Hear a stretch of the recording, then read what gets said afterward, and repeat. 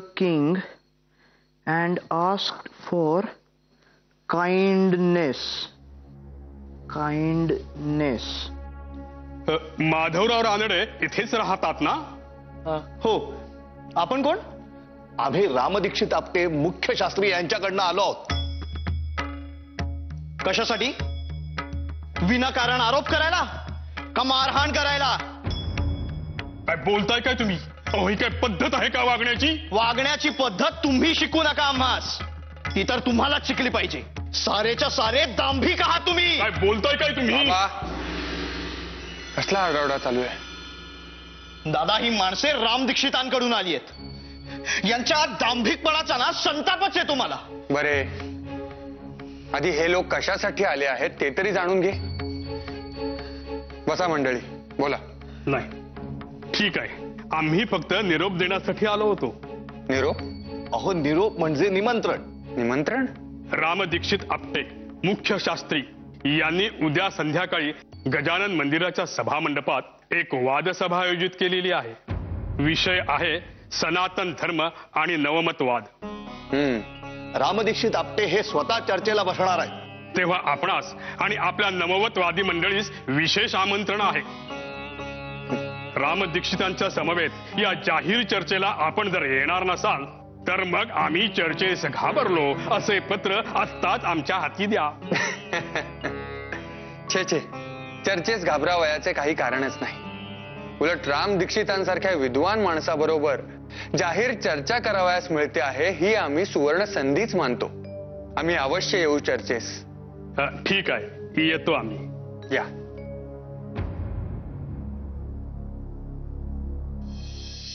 काय झाले माधवराव? असे आम्हास तडकाफडकी का बोलून घेतलेत? कारणच तसे आहे. म्हणजे फार चिंतेचा विषय नाही, परंतु मुख्य शास्त्री रामदीक्षित आपटे यांचा विरोधाग्नी काही अजून शमलेला दिसत नाही. आम्ही पुण्यात आलो हे कळल्याबरोबर त्यांनी वादसभेचा जाहीर कार्यक्रम आयोजित केला आहे. आता मात्र फार झाले या राम दीक्षितांचे. माधवराव, बाबाच्या वेळी जे काही घडले त्यामुळे त्यावेळी माझे मस्तक फिरलेलेच होते. परंतु केवळ आपली विचारसरणी लक्षात घेऊन मी संयम राखला, माघार घेतली आणि बिचाऱ्या बाबासही क्षमा मागाव्यास लावली. परंतु काय? परंतु त्यावेळी त्यास चांगले निवडक शालजोडीतील शाब्दिक फटके द्यावयास विसरलो नाही मी. त्याचा सूड घेण्यासाठी या वादसभेचे आयोजन केलेले दिसते आहे. कसेही करून आपली जाहीर फजिती करण्याची त्यांची फार दिवसापासूनची इच्छा आहे. पण आपण जाहीर वादविवादास कधीच नाही म्हटलेले नाही. परंतु ही मंडळी स्वतःचे विचार हिरिरीने मांडतात, पण आपणास त्याचे खंडन करून आपले मत मांडण्याची संधीच देत नाहीत. मागे शंकराचार्यांच्या भेटीप्रसंगी आठवते ना, आपणास बोलूच दिले नाही. बोलूच द्यावयाचे नाही आणि बोलावयास लागलो की हुल्लडबाजी करायची अशी मुळी पद्धतच आहे या लोकांची. अशा लोकांशी वादविवाद करावयास जावेच कशाला? कसे आहे काका, इतर वेळी आपण जाहीर सभेचे आवाहन करतो, पण यावेळी मात्र त्यांनी स्वतःच निमंत्रण केले आहे. माधवराव, अहो, निमंत्रणातच त्याची लबाडी आणि दंभ दिसतो. मला तर वाटते सभेच्या ठिकाणी हुल्लडबाजी करण्याचे त्यांच्या मनात असणार. ठीक आहे, आपणही तयारीनिशी जाऊ आणि दाखवू इंगा. नाही, आपण असे करावयाचे नाही. माधवराव, अहो, आपण शांत राहू. त्यांनी त्यांची पातळी सोडली म्हणून आपण आपली पातळी सोडता कामा नये. लोकांना त्यांचा दंभ कळावयासच हवा. बरे, त्या सभेत त्यांच्या विचारांचे 95% लोक असतील असे आपण गृहीत धरले तरी आपल्या विचारांचा प्रभाव पडून 1% लोक जरी आपल्या बाजूस वळले तरी आपले बळ 5%वरून 6%वर जाईल. तेव्हा आपल्या विचारांच्या प्रसारासाठी हा वादविवाद म्हणजे सुवर्ण संधीच आहे म्हणावयाची.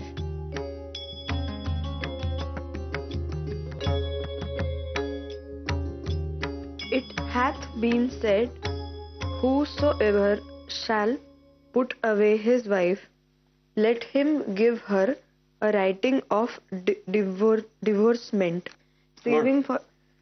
न्यू टेस्टामेंट वाचत आहात ना? होय.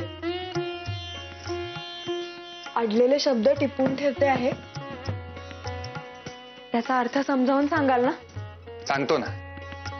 उद्याची काही टिपणे काढावयाची आहेत, ती झाली की सांगतो. उद्याची टिपणे? उद्या गजानन मंदिराच्या सभा मंडपात मुख्य शास्त्री राम दीक्षित आपटे यांचे सोबत आमची जाहीर चर्चा आहे. काय? राम दीक्षित आपटेंसोबत? होय, एवढे दचकण्यासारखे काय झाले? अहो, राम दीक्षित आपटे म्हणजे महर्षी दयानंद सरस्वतींच्या व्याख्यानांच्या वेळेस गोंधळ घालणारे तेच नाही, चिखलफेक करणारे? होय. आणि आपण नाशकास असताना त्यांचे लोकांनी बाबा भाऊजीस मारहाण केली होती हे ठाऊक आहे ना आपल्यास? होय. सार्वजनिक काकांनी टपालाद्वारे आम्हा सारा वृत्तांत कथन केला होता. मला तर बाई अगदी राग आलाय त्यांचा. अशा माणसासोबत कशाच करायची चर्चा? हो रमाबाई, अशा माणसांशीच तर चर्चा करावयाची असते. जे आपल्याच विचारांचे आहेत त्यांच्याशी चर्चा करण्याची गरजच पडत नाही. जे विरोधी विचारांचे आहेत त्यांचेच तर मतपरिवर्तन करावयाचे असते. मला अगदी खरे सांगा, या अशा माणसांशी चर्चा करून खरेच त्यांचे मतपरिवर्तन होते का? उलट मला तर असे वाटते, अशा हेकेखोर माणसांशी चर्चा करीत बसणे म्हणजे दगडावर डोके आपटण्यासारखे आहे. असे वाटणे स्वाभाविकच आहे. परंतु रमाबाई, अशी चर्चा करावयाची ती अशासाठी की आपण प्रश्न चर्चा यां सामोरे जाण्यासाठी तयार आहोत हे यातून सिद्ध होते. बरे, चर्चा ऐकण्यास जमलेले सारेच काही हेकेखोर नसतात. त्यातील अनेकांस आपले विचारच ठाऊक नसतात. ते विचार पोहोचवण्यासाठी अशी चर्चा करणे अत्यंत महत्वाचे असते असे आम्हास वाटते. आले का ध्यानात? हो. बरे, तुमचे काय म्हणणे होते? कोणते शब्द अडले होते? नाही, म्हणजे शब्दांचे अर्थ तर सांगालच, पण मला विचारायचे होते ते मुख्य काही वेगळेच. काय? भगवद्गीता आणि बायबल यामध्ये नेमका फरक काय? काय झाले? काही चुकले का माझे? नाही नाही, उलट तुम्हास हा फरक जाणून घ्यावासा वाटला. धर्म विचारांविषयी उत्सुकता वाटली म्हणून आनंदच झाला. परंतु रमाबाई, हा विषय फार म्हणजे फारच मोठा आहे. जगभरातील विद्वान सातत्याने या विषयावर अभ्यास करीत असतात आणि आपापली मते मांडित असतात.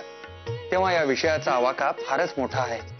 तरीही आपण तोंड ओळख म्हणून काही मुद्द्यांचा विचार करू. पुढे तुमचे वाचन वाढले म्हणजे या विषयावरील विविध तत्ववेत्यांची मते तुम्हास मुळातूनच वाचण्यास सापडतील. असे आहे, जगातील वेगवेगळ्या धर्मांचा उदय वेगवेगळ्या परिस्थितीत झाला. विशिष्ट ठिकाणच्या सामाजिक, आर्थिक, राजकीय परिस्थितीचा परिपाक म्हणून हे धर्म उदयास आले. पैकी हिंदू धर्माखेरीज दोन महत्वाचे धर्म म्हणजे ख्रिस्ती आणि इस्लाम. या दोन्ही धर्मांमध्ये पुनर्जन्म ही संकल्पना नाही. सारी परमेश्वराची लेकरे असून प्रेषित अथवा परमेश्वराच्या दूताने परमेश्वराचा संदेश सांगण्यासाठी पृथ्वीवर अवतार घेतला आहे अशी मान्यता आहे.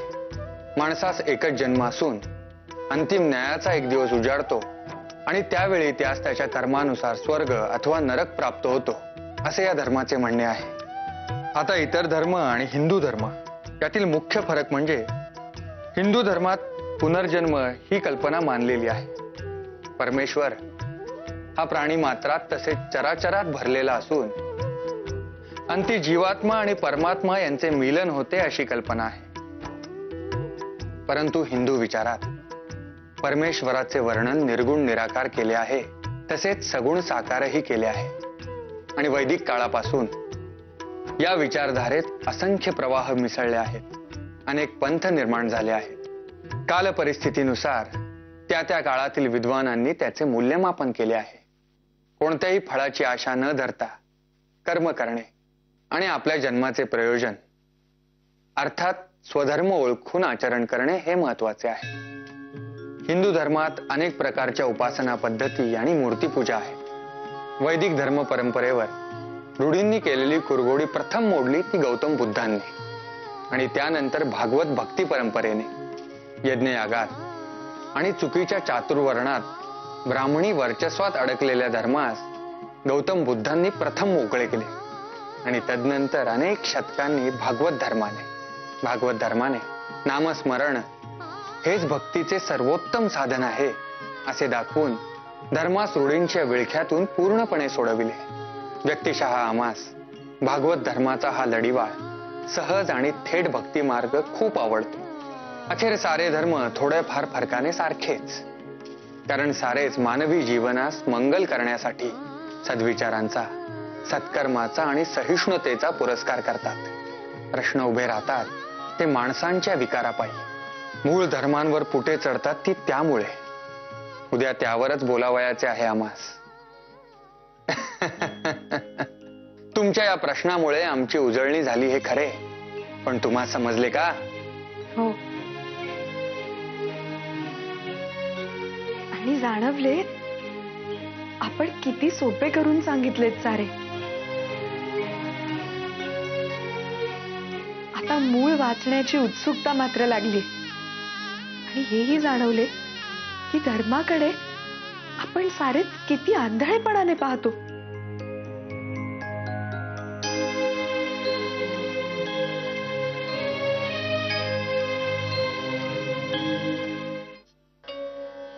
अगो बाई बाई बाई, पाय फार दुखतायत गो.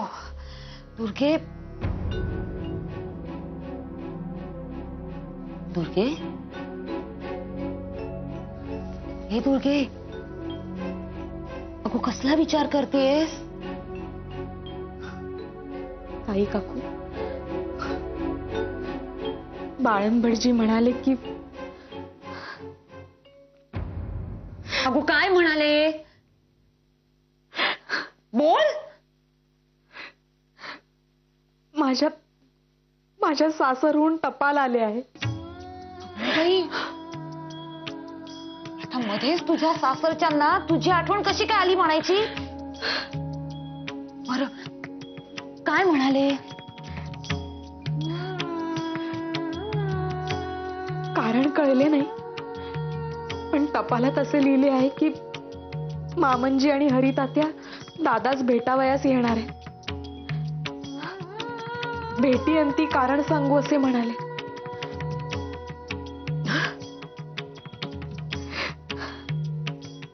म्हणजे नक्कीच काहीतरी नड असणार, नाहीतर कशाला येते यांना आपल्यासारख्या बोडक्यांची आठवण. कोणीतरी आजारी असेल, नाहीतर कोणाचे तरी बाळणपण निघालेले असेल, आणि अगदीच काही नाही ना तर लग्न कार्याचे कोठी घरनी दागिने सांभाळायचे असतील. दुसरे काय? ह्या अशा अडी अडचणीच्या वेळी हक्काच्या पट्ट्या म्हणजे आपल्यासारख्या माघारी आलेल्याच गो दुर्गे.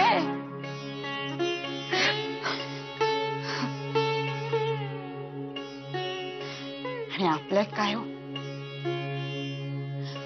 2 वेळेचे सुखे जेवण दिले की काम भागले.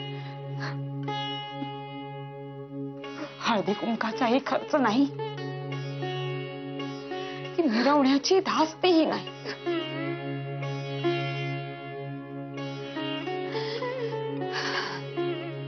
दुर्गे, तू काळजी करू नकोस को. आम्ही साऱ्या जणी आहोत. काय ताई काकू, हो गो, नको रडूस गो दुर्गे, नको रडू. म्हटले ना आम्ही आहोत. काही व्हायचे नाही गो तूस.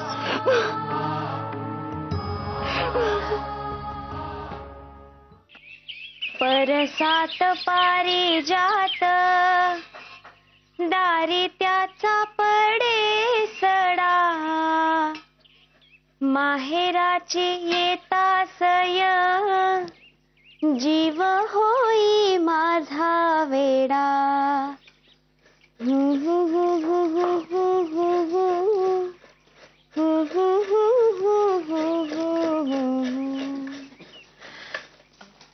मी काय म्हणते ताई, दुर्गेचे सासरे यायचे तेव्हा जेवणाचे कसे करावे? म्हणजे काही विशेष करायचे आहे का? आता ते कशासाठी येत आहेत याचाच उलगडा अजून झालेला नाही. हो ना. नाही तर आपण करायचो गोडाधोडाचे आणि असायचे.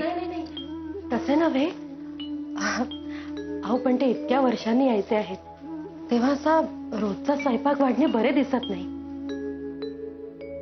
मला असे वाटते आपण नैवेद्यासाठी शेवयांची खीर करणार आहोत, तर तीच खीर आपण थोडी जास्त करू आणि जरा बदाम वगैरे घालू, म्हणजे भपकाही दिसणार नाही आणि साजरेही वाटेल.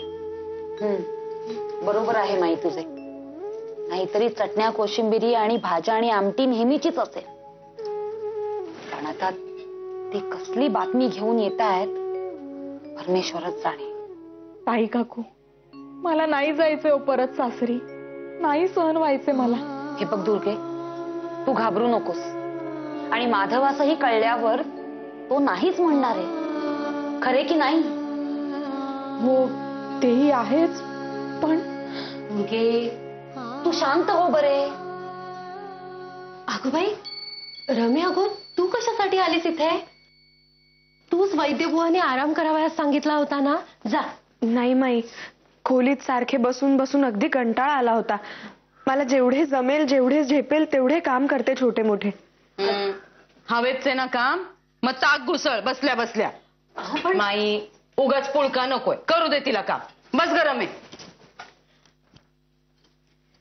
सावकाश हो. ताई काकू, बाहेर दुर्गाक्कांचे सासरे आलेत. अगो बाई, गुळपाणी आणि फराळाचं पाठवायला सांगितलंय बाळंपट्टीने. बरे पांडू, दारूला आत पाठवून दे. त्याच्यासोबत फराळाचे आणि गुळपाण्याचे पाठवून देते. जी पाठवतो मी, आलोच. वहिनी, फराळाचे आणि गुळपाण्याचे बघूयात. चला. ताई काकू, मला खूप भीती वाटते. दुर्गे, आता लहान मुलासारखे करू नको. आम्ही म्हटले ना, आम्ही सगळे आहोत म्हणून.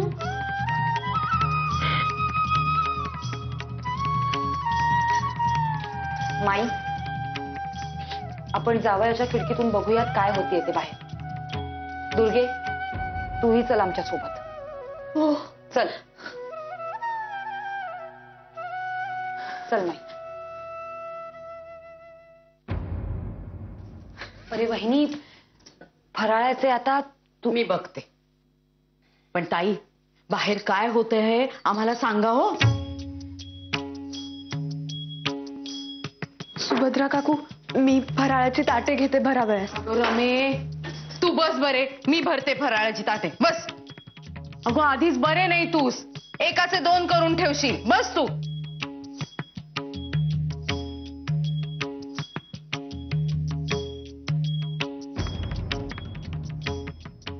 झुले